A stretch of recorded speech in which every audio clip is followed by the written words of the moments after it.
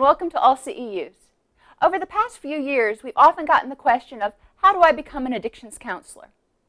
The answer to that is not real easy, but it's not real hard either. I'm going to try to cover that here in this video.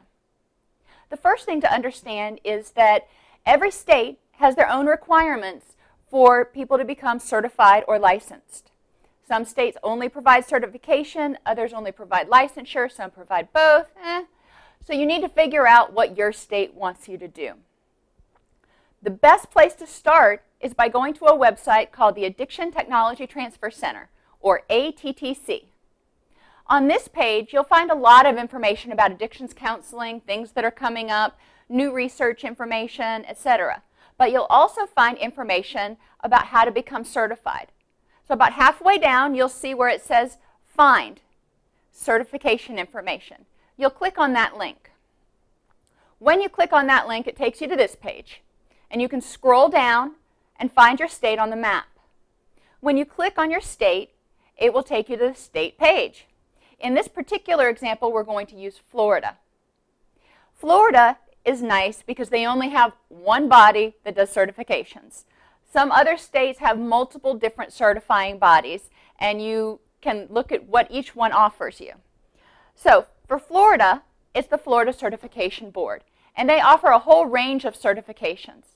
So clicking on this link, we'll find out more about the Florida Certification Board.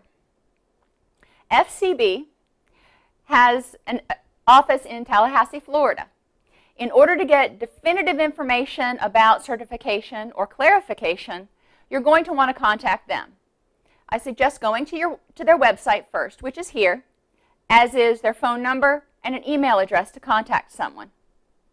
Here you'll see a list of the different types of certifications you can get in Florida.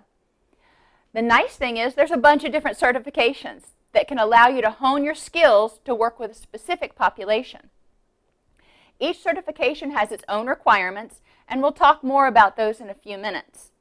One of the things that you also can figure out is that each certification allows you to deal with a slightly different population.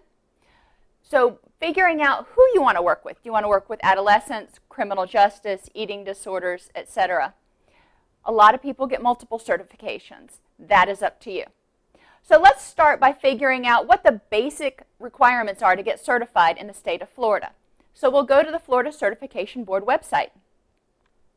Here you see along the top there are a bunch of different certifications that are listed.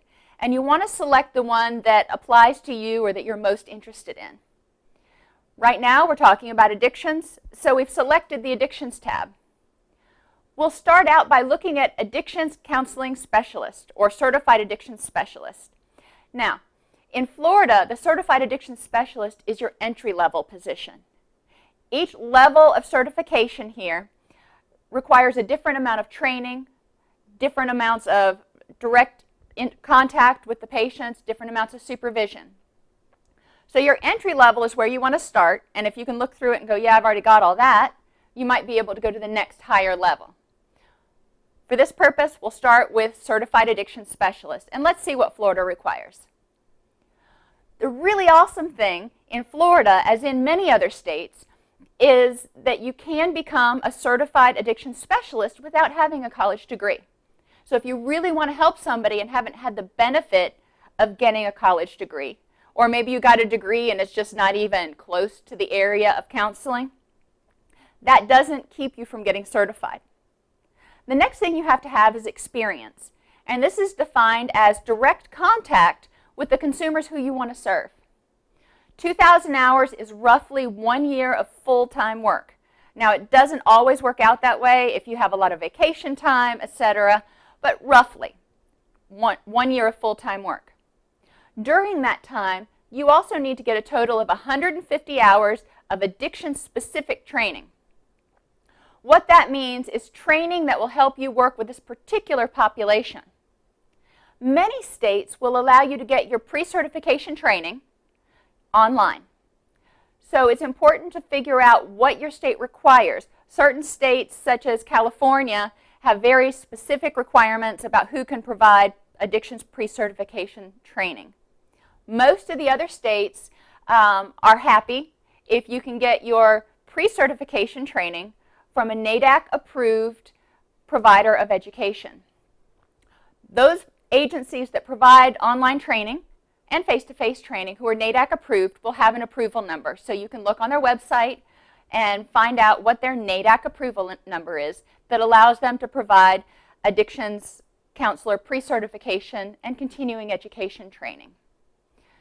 So we'll look at this training list, and there are a lot of very vague terms: clinical evaluation, treatment planning, referral. You know, it's hard to know exactly what courses and what trainings you may have already taken and that you may be able to take that would fall into each of these categories. There is a publication that's put out by SAMHSA, the Substance Abuse and Mental Health Services Administration, that defines each one of these areas and the key aspects that you need to learn about in each area. We'll look at that in just a minute. Let's stay here and figure out what else we need to do to get certified in the state of Florida. So another thing that we're going to need is supervision. You're going to need a supervisor who is licensed or certified, who can provide you guidance and further education while you're getting your direct contact hours. Florida specifies that you have to have a minimum of 100 hours of supervision. That would be roughly 2 hours every week. Most people are not going to be able to get 2 hours of supervision every week. So this is really written so you have about 2 years of client contact. In Florida, you need a recommendation from 3 professionals that you work with. That's usually not too hard. You'll have to sign a code of ethics. Usually not a big deal. And then you have to take a written exam.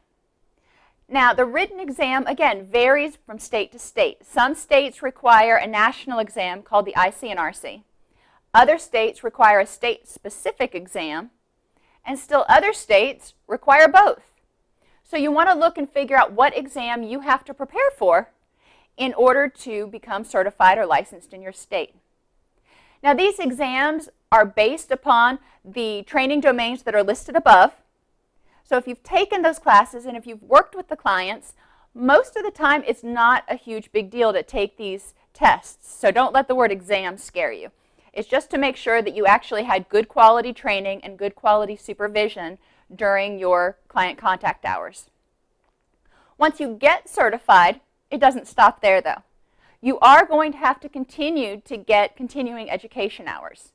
Most licensed professionals, whether it be counseling, engineering, veterinary science, most licensed professionals have to get continuing education.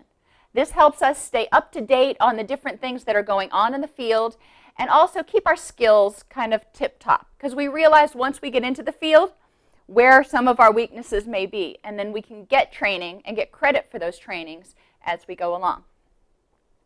Again, if you have any questions about your state's specific recommendation requirements, you need to contact your state board. They are the ultimate authority on what will and will not be accepted. So let's look at what the Tap21 says and how we can use that to help us understand what sorts of trainings that we're going to need in order to get certified. So Tap21 is available online. You can get it as a PDF, you can look at it as HTML, you can even order it from SAMHSA if you want. It basically is a guideline that defines each one of those terms we were talking about.